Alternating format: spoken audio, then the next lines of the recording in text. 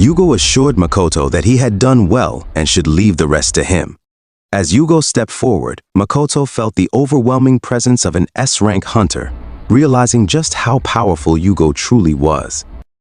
Grom acknowledged Yugo's strength, though his tone carried a hint of arrogance. In response, Yugo nonchalantly threw his alcohol into the portal and, with a calm demeanor, admitted that Grom was indeed stronger than him, an intentional provocation that visibly irritated Grom.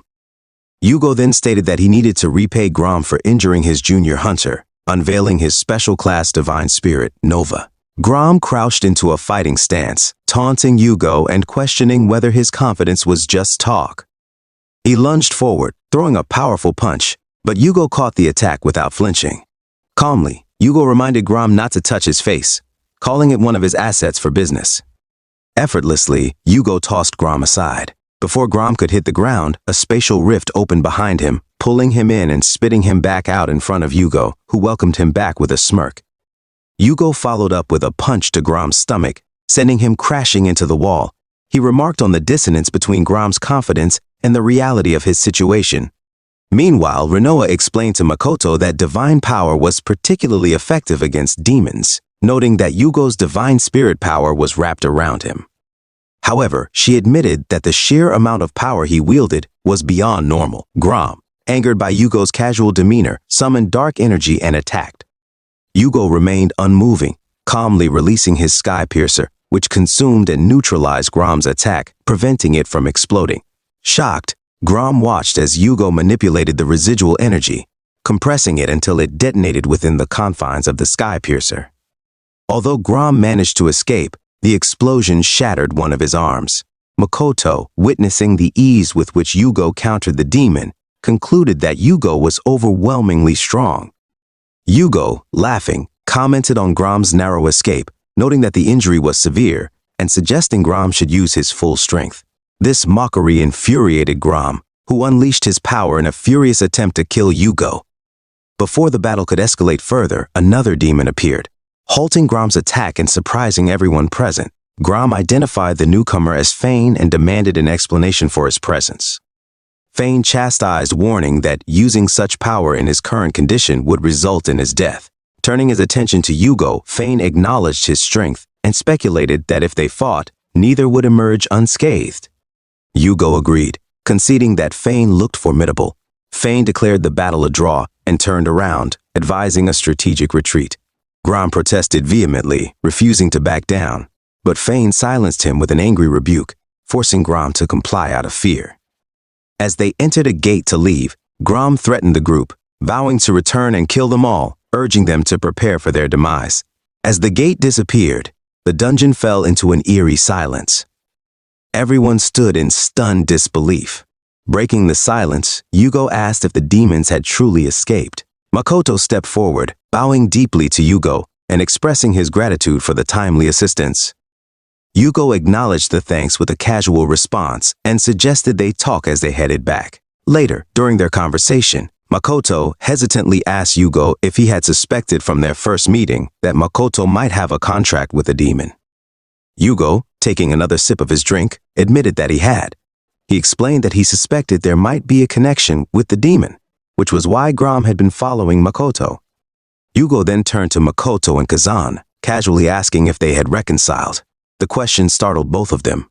Kazan replied that she had come to realize Makoto hadn't changed. But as she glanced toward Rinoa, she added that trusting Rinoa was an entirely different matter. Rinoa, unbothered, told Kazan to decide as she wished. The tension between the two women became palpable, prompting Makoto to panic as he tried to defuse the situation.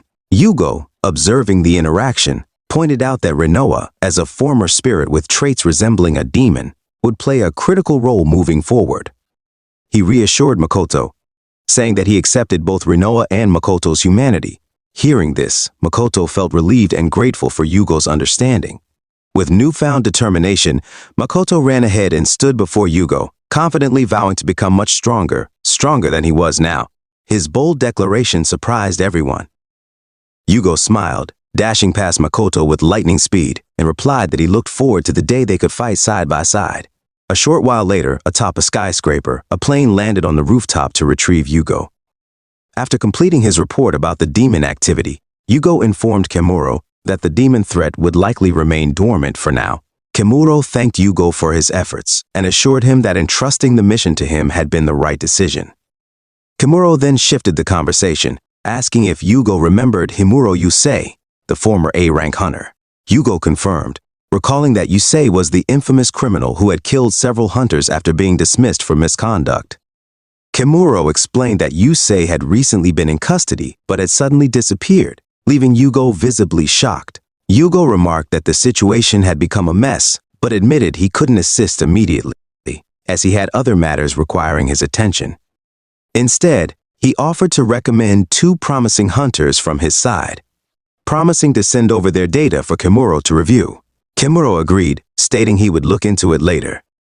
Ending the call, Kimuro turned to a man sitting at the desk nearby and apologized for the delay. He then invited the man to speak. The man, identified as Yusugi Aoji, a former disciple of Himuro Yusei and an A-rank hunter, declared his intent to put an end to Yusei's heinous actions once and for all. Years ago, Aoji was with his master, Himuro Yusei. During a conversation, Aoji expressed his desire to excel as a hunter, emphasizing his commitment to performing his duties perfectly. Yusei, however, dismissed his seriousness, calling him too stiff and saying he didn't want a boring disciple. With a playful jab to Aoji's back, Yusei urged him to enjoy being a hunter, reminding him that becoming one had taken effort. Aoji maintained that fulfilling a hunter's responsibilities should always come first, but Yusei interrupted, stating that if Aoji intended to be his disciple, he needed to let go of rigid formalities and stop striving for perfection. Instead, Yusei encouraged him to pursue his ideals, advising him to avoid becoming a puppet of the association, which he deemed worthless. When Aoji reluctantly acknowledged this but added that he could never become like Yusei, Yusei accused him of being cheeky and asked if he was mocking him. In the present, Makoto and Kazane were on their morning run around a pond. Kazane brought up the flower shop Makoto had visited after their dungeon expedition, and Makoto explained that it was because Rinoa enjoyed pretty things. He added that the room felt livelier thanks to her presence. Nearby, a man on a bench idly wondered how many laps the two had completed.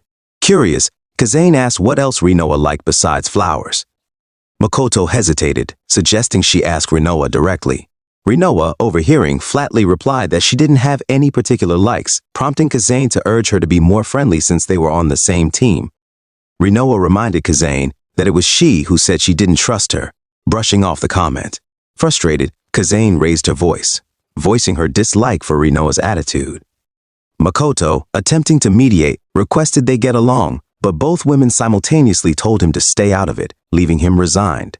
As they continued, they overheard a couple discussing the recent news about a criminal hunter who had escaped from prison.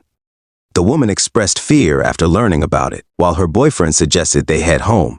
Makoto turned to Kazane, asking if she knew anything about the escapee. Kazane confirmed that the criminal was Himuro Yusei, a former rank hunter who had been highly skilled. She wondered aloud what could have driven someone of his caliber to commit such heinous acts. Makoto's phone buzzed with a notification. Checking it, he found an email from the Hunter Association. Kazane, noticing the same on her phone, read the message alongside him. It was an emergency summons from the association, and she commented that it seemed both of them had been called. Makoto speculated that it was likely due to Yugo's recommendation and questioned what was going on. Kazane simply suggested they head to the association to find out. Soon after, they arrived at the Tokyo Hunter Association building and were directed to conference room number 5. A man entered shortly after and greeted them, introducing himself as Hayashi from the Abnormal Measures Division. Hayashi thanked them for coming and explained that, based on Yugo's recommendation, the two of them were being entrusted with the search for Himuro Yusei. Both were visibly shocked by the assignment.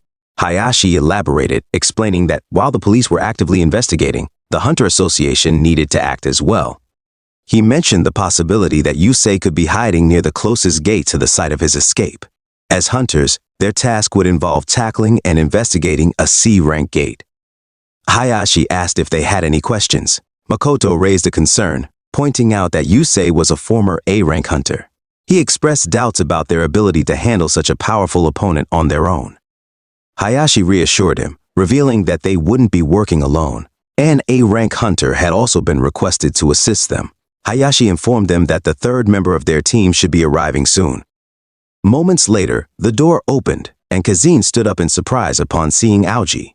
Aoji greeted her, commenting that it had been a while since they last met. Once Hayashi confirmed their team was complete, he bowed and excused himself, directing them to review the documents on the table for further details before leaving the room. Kazin remarked to Aoji that it had indeed been a long time since they had cleared a gate together, to which Aoji agreed. Makoto observed Aoji with a sense of awe, recalling that he was the only prodigy of their generation to achieve a rank status. He extended his hand to introduce himself, expressing his admiration and pleasure in working with someone so remarkable. However, Aoji didn't shake his hand, merely introducing himself as the former disciple of Himuro Yusei. Makoto awkwardly lowered his hand as Aoji bluntly stated that he had no intention of teaming up with them, shocking both Makoto and Kazin. Kazin stammered, questioning why Aoji wouldn't work with them and insisting that teamwork was essential. Aoji, unfazed, picked up the tablet on the table and dismissed them as potential hindrances, reiterating that he didn't need their assistance. That's all for today, guys. See you on the next upload.